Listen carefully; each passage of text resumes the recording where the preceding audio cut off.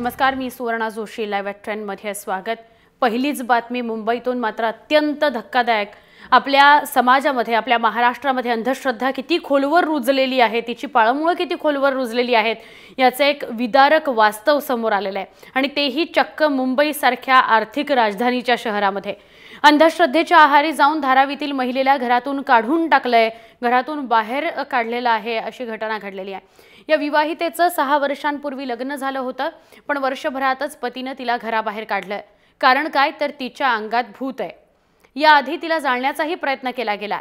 तिच्या मुलाला घरातून नेण्यासाठी पीडित महिलेचा भाऊ आणि मैत्रीण गेली असता त्यांनाही सासरच्या लोकांनी मारहाण केलेली आहे.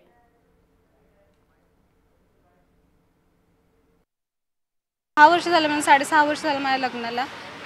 6 महिन्यांतच मला हा त्रास सुरू झाला. मारहाण, रॉकेलतून अंगावर देणं, हे सगळं प्रकार मला 6 महिन्याच्या आतच व्हायला लागले. म्हणजे सासऱ्याने मला मारहाण केली, सासूने केलेस, दिराने केले, जावेने केले, नंदेने, ह्या सगळ्या लोकांनी मला मारहाण केलेली. 50,000 रुपये त्यांना हवे आहेत माझ्याकडून.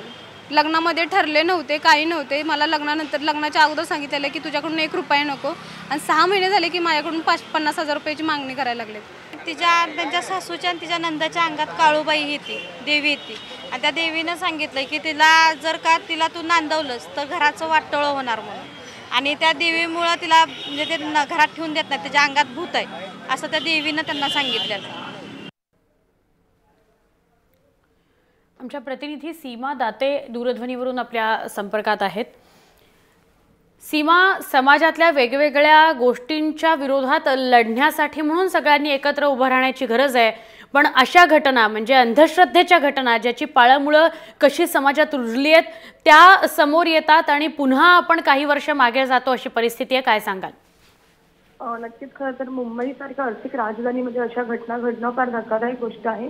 ही महिला जी आहे, हिला आता 5 वर्ष होतील की नवऱ्याने घराबाहेरच ठेवलेलं आहे. आणि तिने या दरम्यान देखील अनेकदा प्रयत्न केले होते नवऱ्याकडे जाण्याचे, किंवा गावामध्ये पंचायत बसवल्या होत्या, तंटामुक्ती जे आहे तिथे बसवून तिने अनेकदा बैठका मांडल्या होत्या.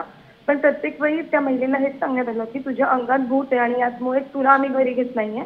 जर घरी तुला घेतलं तर आमचं सगळं संपून जाईल. त्यामुळे जर अशा घटनांमुळे महिलांवरती दिवसेंदिवस जर अत्याचार वाढत गेले, आणि त्यातच अंधश्रद्धा, म्हणजे महापुरुषांनी इतके धडे शिकवले आहेत अंधश्रद्धेविरोधी, अनेक लढे दिले आहेत, आणि त्यानंतर देखील आपल्या समाजामध्ये अंधश्रद्धा जी आहे ती खोलवर अजूनही रुतली जाते. शिक्षित लोक जे आहेत ती देखील या अंधश्रद्धेच्या आहारी जात आहेत. म्हणजे नक्कीच खूप लज्जास्पद गोष्ट आहे. आणि त्यातच मुंबईसारख्या ठिकाणी हा प्रकार घडतो, म्हणजे फार धक्कादायक गोष्ट आहे. सुवर्णा, नक्की धन्यवाद सीमा, आपण ही माहिती दिल्याबद्दल.